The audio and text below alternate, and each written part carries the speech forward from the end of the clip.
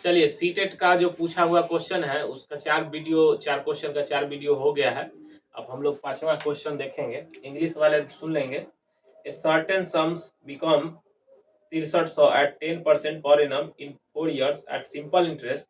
What will be the amount of same sum in 2 years at the same rate if interest is compounded yearly? Hindi वाला देखेंगे कि कह रहा है कोई निश्चित धनराशि, कोई धनराशि है जिस पर साधारण ब्याज का दर है 10% और वार्षिक दर 10% रेट है और टाइम है 4 साल, तब जाके 6300 हो जाता है। यानी कि मिश्र धन बोला है, ये मिश्र धन है कितना 6300, जिसमें मिश्र धन में जो होता है दोनों चीज इंक्लूड रहता है, मूलधन और ब्याज। तो मूलधन और ब्याज जोड़ के कितना है 6300। और वही धनराशि जो पहले जो धनराशि होगा, मान लीजिए कि पहले कोई धनराशि होगा, वही धनराशि 2 वर्ष में इसी दर पर, यही 10% के दर पर कह रहा है चक्रवृद्धि ब्याज कितना होगा यदि ब्याज वार्षिक संयोजित हो।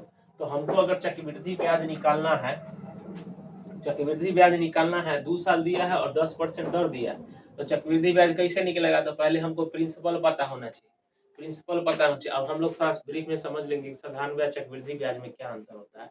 तो साधारण ब्याज जो होता है वो मूलधन पर लगता है, साधारण ब्याज जो होता है बेसिकली मूलधन पर लगता है, और चक्रवृद्धि ब्याज जो होता है मूलधन पर भी लगता है और ब्याज पे भी लगता है।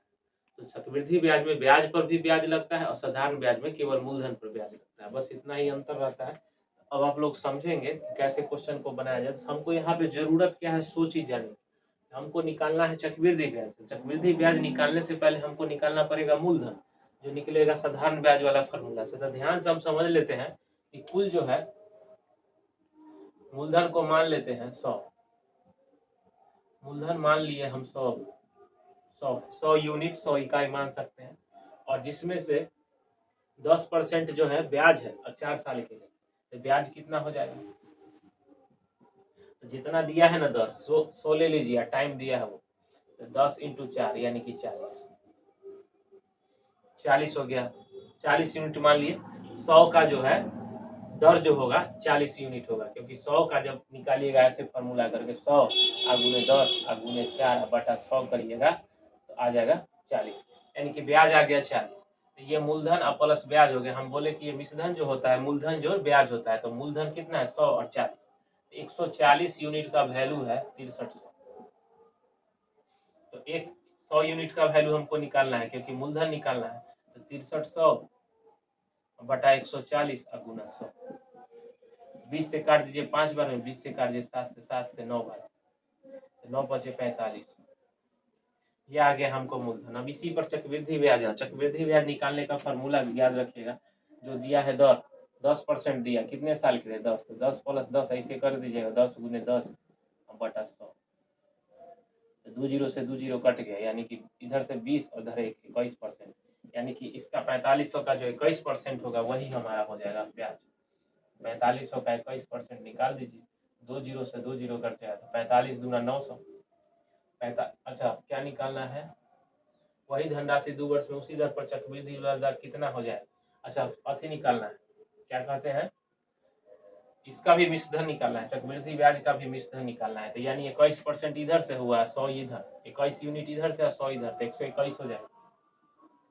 तो 2 जीरो से 2 जीरो कट गया, अब 21 में 45 से गुना कर दिया, तो 12 × 25 = 60, 605 और 12 × 4 = 48, 484, 4 5 814 के 4 4 1 5, यही हो जाएगा। देख लिए इस क्वेश्चन को बनाने में मुश्किल से 1.5 से 2 मिनट लगा। आप समझ सकते हैं इस क्वेश्चन को। इसी तरह का अप्रोच अगर आप लोग को जानना है, समझना है, हम तो डायरेक्ट बनाए हैं इसको, कैसे कैसे प्रोसेस गया उसको उतना समझाने के लिए समय नहीं है। एक वीडियो करना रहता है 2 से 3 मिनट का। अगर अच्छा से जानना है, अच्छा से समझना है कि ये प्रोसेस इतना फास्ट कैसे किया गया, तो आप मेरा कोचिंग ज्वाइन कर सकते हैं। पढ़ना चाहते हैं, अगर जानना चाहते हैं प्रोसेस को अच्छे से, मैथ के बारे में नॉलेज लेना चाहते हैं, तो आप कोचिंग ज्वाइन कर सकते हैं। आप मेरे पिछले वीडियो पर जाकर सीटेट वाले पे दे सकते हो, वहाँ पर मोबाइल नंबर बताया गया है, लेकिन एक बार फिर से मोबाइल नंबर मेरा देख सकते हैं 9708864710।